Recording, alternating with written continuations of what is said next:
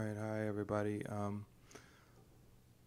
This is a demo for dodging and burning, and one of the things that I wanted to do is to also start off with showing the burning tools, dodging and burning tools. This first one is a large dodging tool, and it's to hold back the light.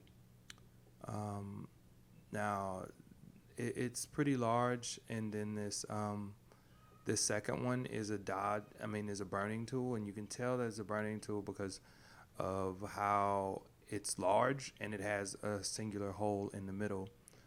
That hole is where you let light in from your negative in order to burn particular spots.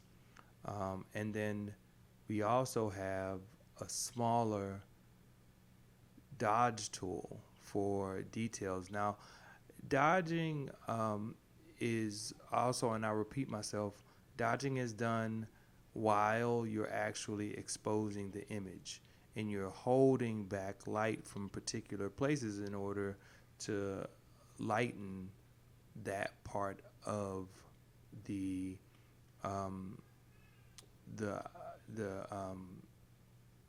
the picture.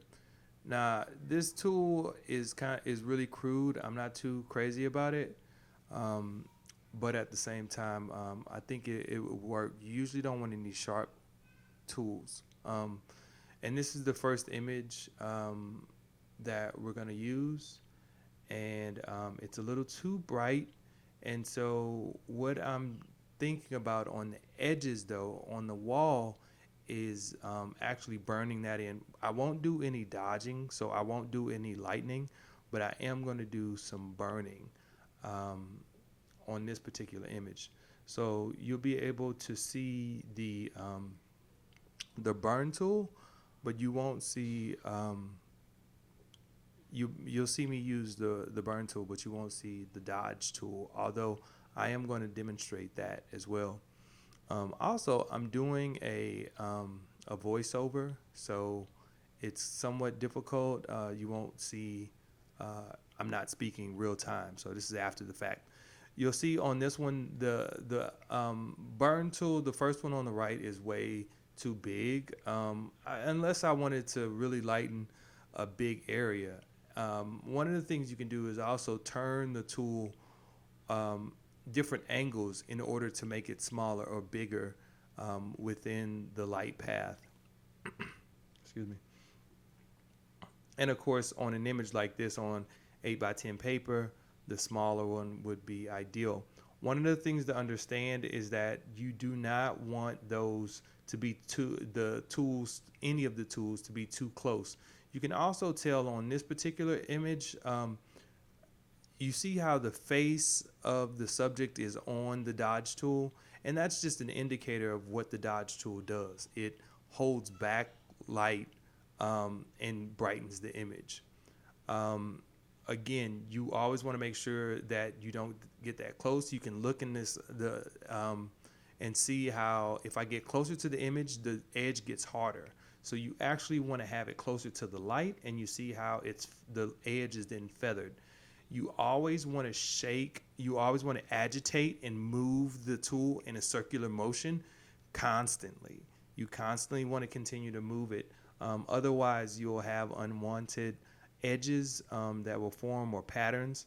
So you want to make sure that you're just holding that light back. Some of the benefits of dodging is that not only does it lighten, but it also makes some tones a little more smooth. I've used them on my portrait work just to smooth tones down.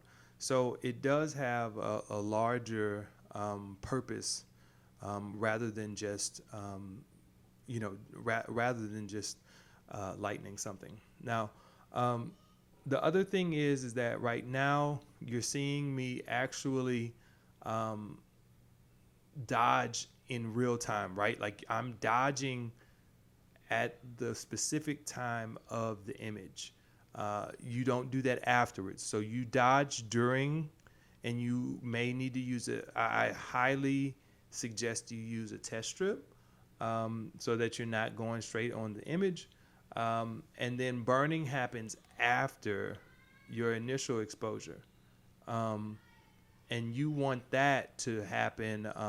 Again, you want it to happen after. And sometimes you might actually put more time on your timer than you need. So now what you're doing is you're seeing me actually show you how burning works. You'll see the light at the bottom that goes through and touches on a specific spot of the image while I hold it close to the light. The other thing that you want to be aware of is that that hole, usually I have my hand under it until I want the light to come through. Also, holding it up to the image, you can get really close to the negative as it shines light on the burner tool. So, and it allows you to move it side to side in order to let the light through.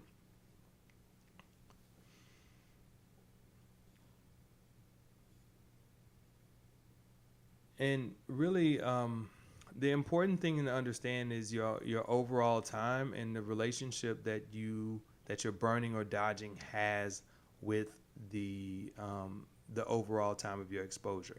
So, say for instance, your exposure is, in this case, I think it was like somewhere around like 17 or 19 seconds. Um, the important thing is that if you want to dodge a little bit, you're not gonna burn it for, let's say, you're not gonna burn for even half of that, right? So it's 17. You're not gonna burn it for 8 seconds for the most part, unless there's like some really big discrepancy. But be mindful of how many seconds, what percentage it is. So again, you don't want to go too far, but you are going to have, sometimes you will think in percentages like, oh, well, this needs to be burned or dodged by 10%. If you need to do that by 10%, then you do your math and then take that guess. Now, it can definitely be science, but at the same time, you just want to be careful about how you approach that, how you approach burning or dodging for a specific time. You want to really be thoughtful and work in a way that makes sense. And make sure you keep track of your time and how long you are dodging and burning, because you need, again, you want this to be reproducible. So you want to make sure that you are burning, you are keeping track of your burning, and and you can come back and reproduce it. So, say for instance, if you burn for 4 seconds, then you want to keep that in your notes, as well as your overall time. So your overall time, your height, your aperture, but then you also want to come back and you want to make sure that you have that you also have a note about how much you burned and dodged. And it actually helps a lot if you actually mark on the print, or mark on the back how much you've done each of those. Oh, excuse me.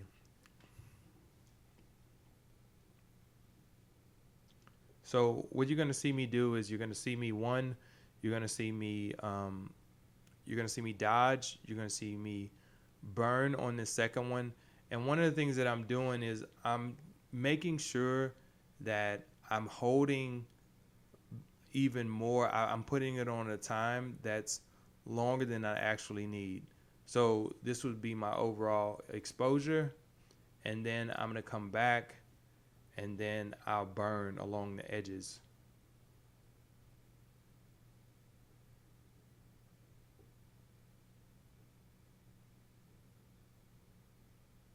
Yeah, so on this particular print, what I wanted to do was burn around the edges of the background.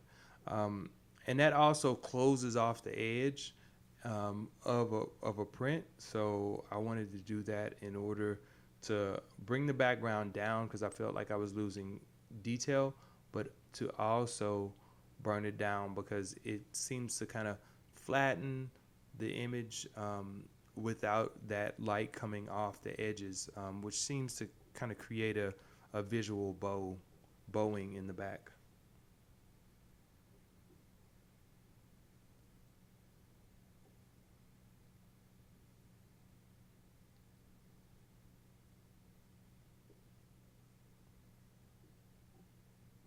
So one of the things that I did was a few things. One, you want to make sure that you're bending that image. I mean, you're bending your burn tool to keep the light off of the print where you don't want it. So there's a little bit of angling. Excuse me. And then remember, you're agitating it. You're shaking it or moving it in a circular motion, even as you're moving it across the image. That way, it doesn't have any hard edges. A second factor of that is also making sure that it is close to the light rather than closer to your image. Now, there may be times artistically where you want it to be darker, and if that is the case, then that's okay. But at the same time, I highly encourage you to start off conservatively.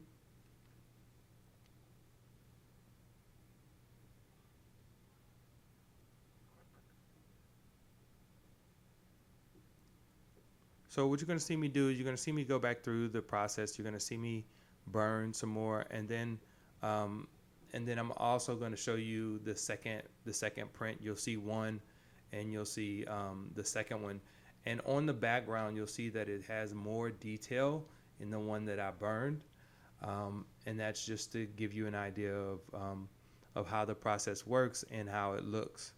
Again, just like printing, ultimately there's some ideas we want to have full tonal range, but at the same time there are many reasons conceptually that we may um, need to restrict, in the sense, the restrict the tonal range.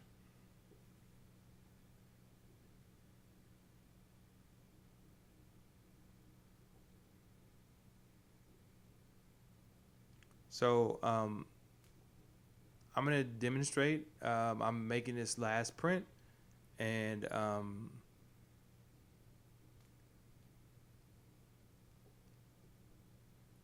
if you have any questions, then let me know. Um, Make sure you watch it until it's done, and I think it's hard to perfect, but the idea is rather intuitive. It's not really hard to get through, um, and so what do we have? We have about 7 more minutes where I'm just going through the process, just so that you can see me work through it. Loading the paper.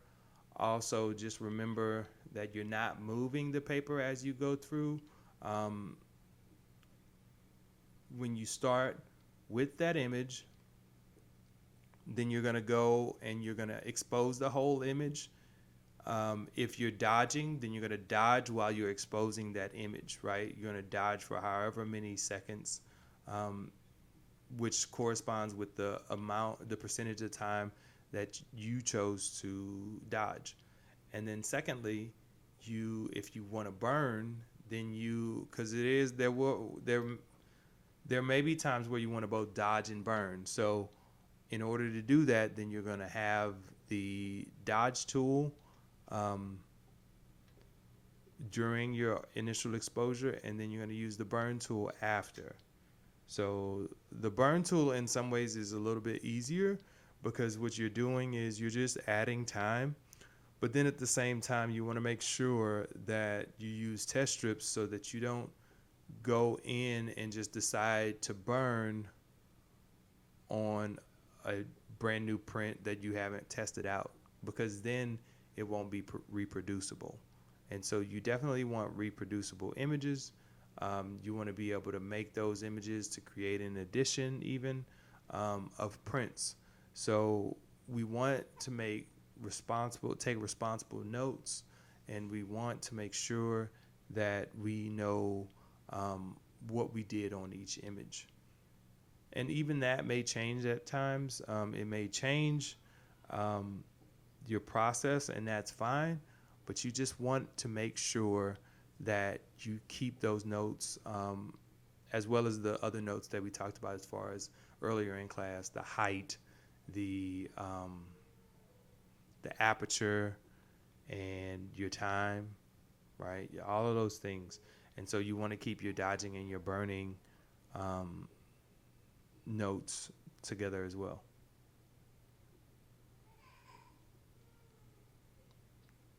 So, so yeah, like I said, I'm gonna finish up with this print and take a look at the last um, the last two images side by side, and let me know if you have any questions. Hopefully this is helpful. Hopefully this helps you make the adjustments that you need. The other thing that I wanted to say is, you know, that remember the workflow. We always want to make as many changes as we can in general adjustments, right?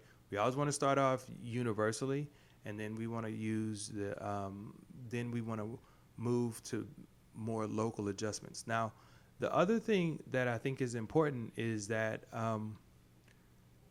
that we're going to, after this, we're going to be going into split filtering. And I'm going to talk a little bit about dodging and burning and split filtering. But understand that this process, as well as split filtering, you do still dodge and burn, but you may you just have an extra variable, which is a second filter to consider. However, we don't dodge and burn on 5. We actually just dodge and burn on 0. So so that's an easy part of this. So anyway, I hope that this helps. I hope that the dodging and burning kind of adds to your workflow and doesn't distract. Although, like I said, it is a learning curve.